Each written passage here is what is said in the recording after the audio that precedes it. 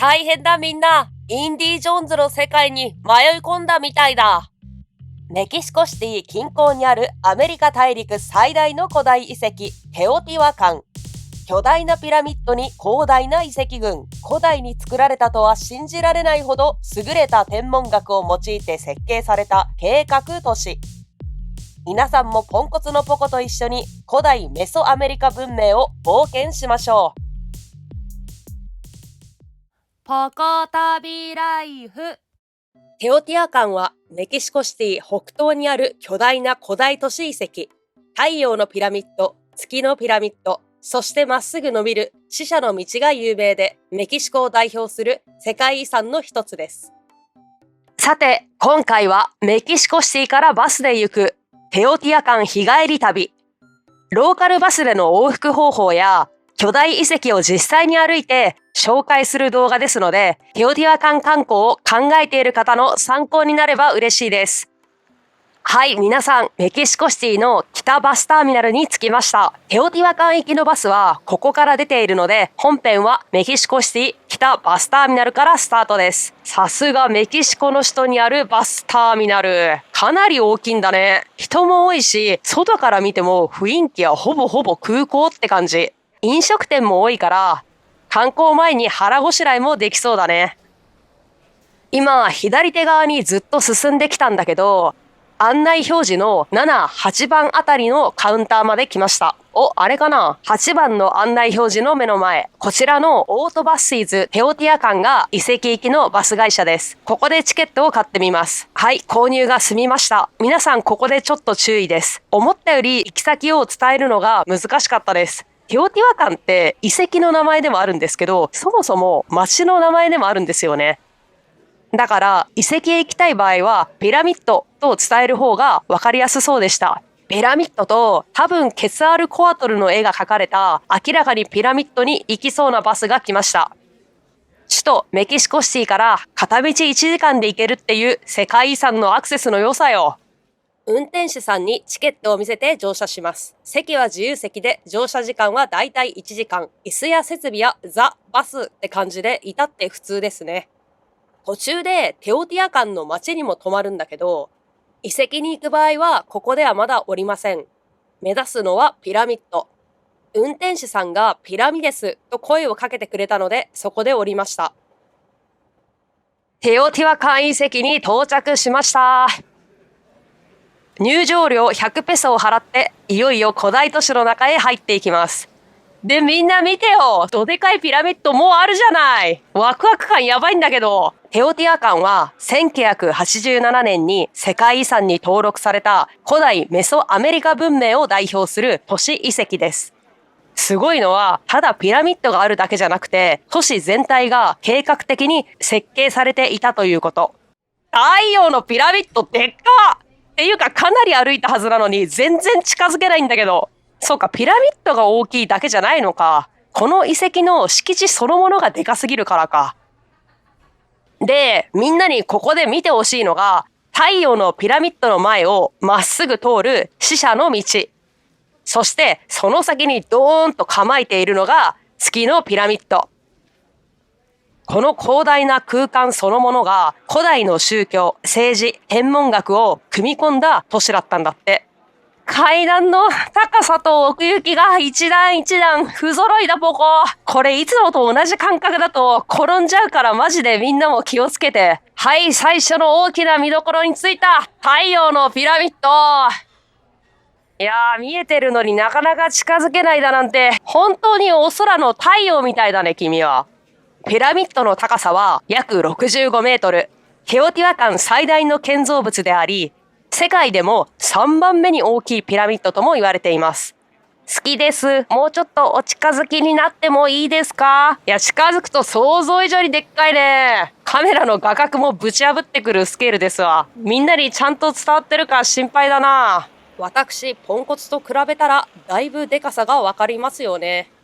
さらに太陽のピラミッドは宗教的に重要な建造物だったと考えられています。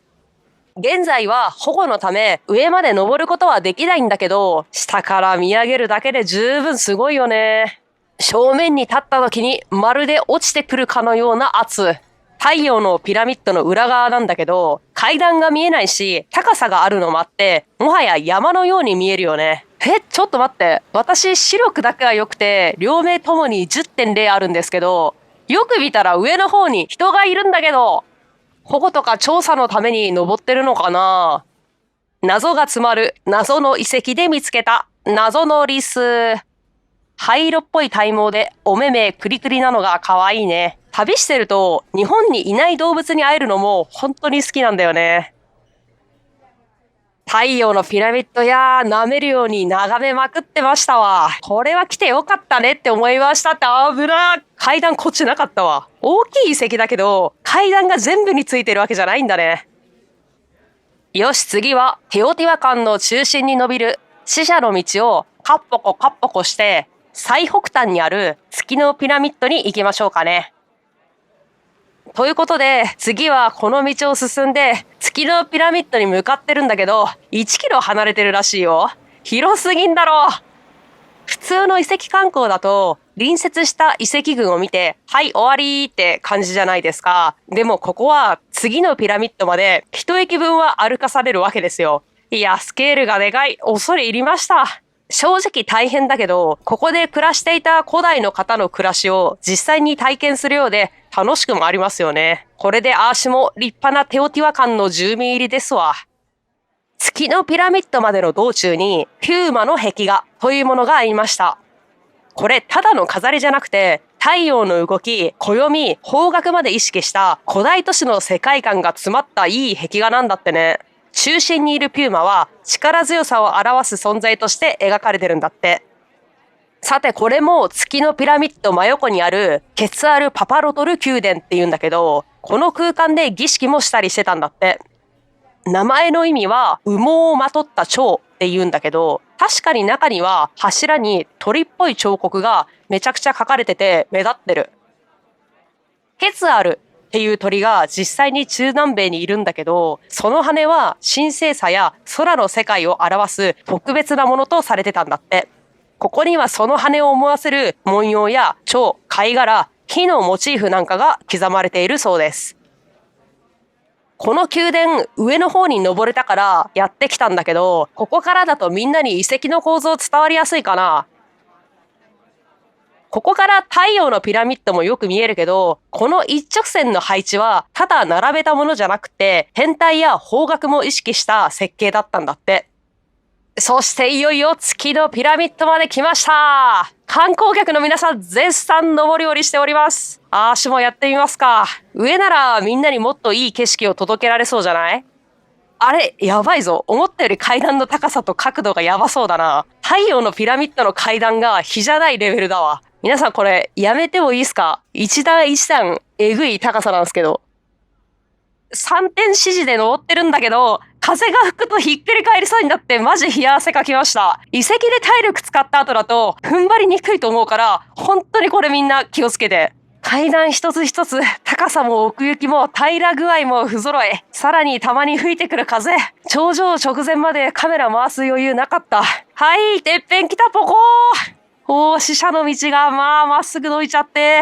ここを歩いてさらに登ってきたわけですね。月のピラミッドの下に広がってる巨大な広場もよく見えるね。ここは儀式や祭礼が行われた神聖な空間だったと考えられてるんだって。なんだか都市全体が神様に向かって作られてるみたいだよね。インディ・ジョーンズも真っ青な階段だったけど、こんなにロマンチックでワクワクするなら登ってきて正解でしたね。っていうか、下の広場見下ろしてばっかりだったんだけど、振り返ると登頂した部分も広場になってるんですよね。今でこそ大勢が登れる展望台みたいになっちゃってるけど、当時はここも儀式と深く関わる場所だったと考えられてるんだって。死者の道、広場、そして月のピラミッド。この一帯全部が神様に捧げる巨大な舞台装置だったわけですね。登った後、下らないといけないの忘れてた。怖え。降りんのやめて、今日から月のピラミッドで暮らします。うお、一段一段が高い。だから足が深く落ちる。よって衝撃がでけえ。ていうかさ、古代の人たち、このスロープ一切なかったわけでしょ。どうやって登り降りしてたのよ。いや、改めて下から見るとえぐい階段ですわ。本当に転落事故があるそうなんで、皆さん気をつけて登り降りしてくださいね。拍手をすると特殊な音を返してくれる遺跡もあるみたい。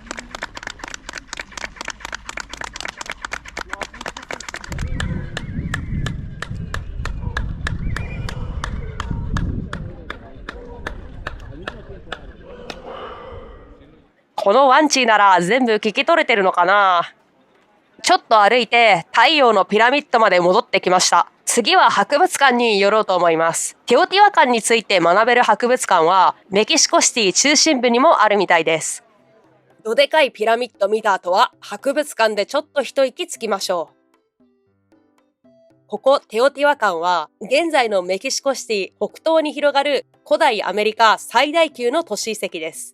実はテオティワカンという名前は後の時代の人々がつけたもので、その意味は神々が生まれた場所なんだそうです。紀元前後から発展し、最盛期には10万人以上が暮らしていたと考えられています。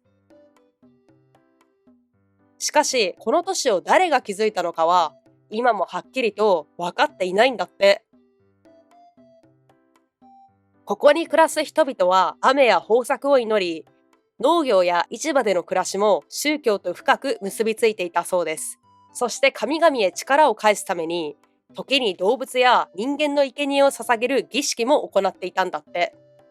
博物館見終わって出てきたんだけど、儀式に人間の生贄？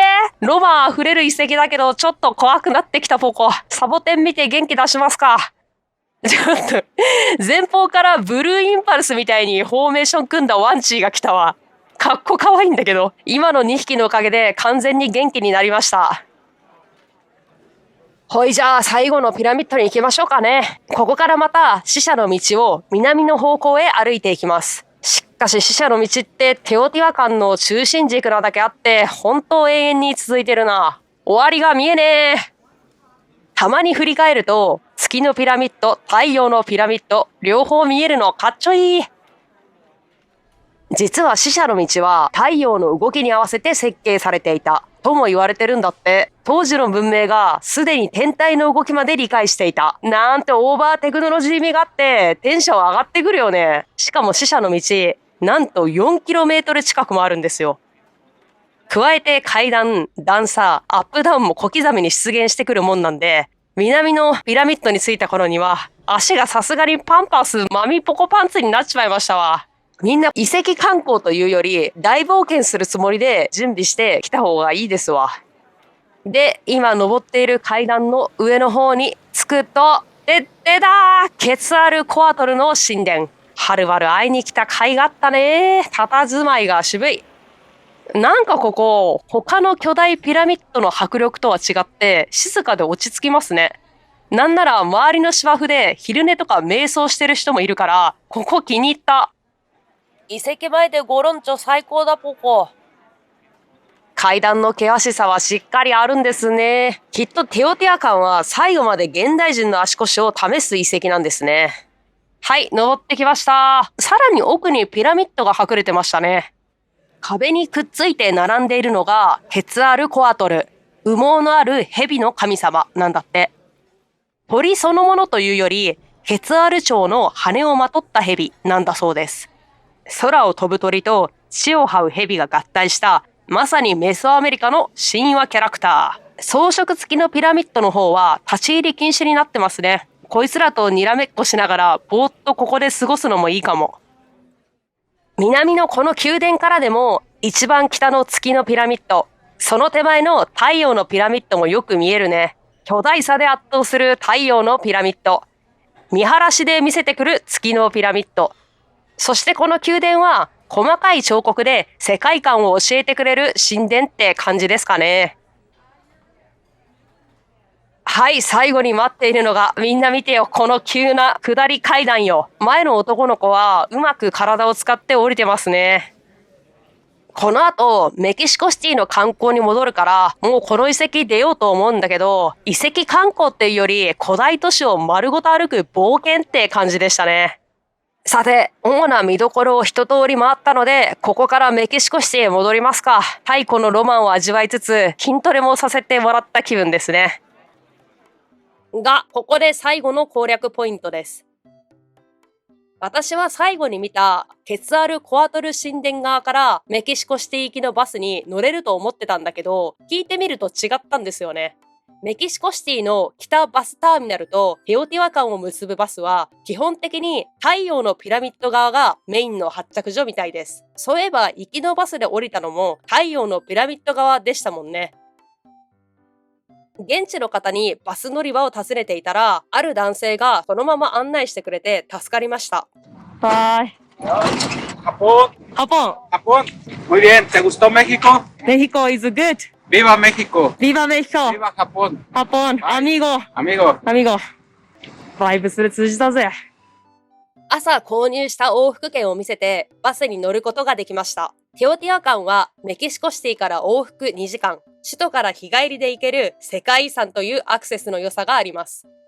ただし、ローカルバスで行く場合、バスターミナルでチケット購入、発着するバス停の場所を見つけるのが難しかったですね。歩いて冒険する遺跡、古代遺跡テオティワカンでした。冒険したい皆さんの旅の参考になりますと嬉しいです。次回、ついに帰国直前。残り 1.5 日でメキシコの首都、メキシコシティを練り歩きます。ポコ旅ライフ。このチャンネルでは日本や海外を旅して観光、飲食する様子を配信してます。皆さんいつもありがとうございます。高評価、チャンネル登録お願いします。お願いします。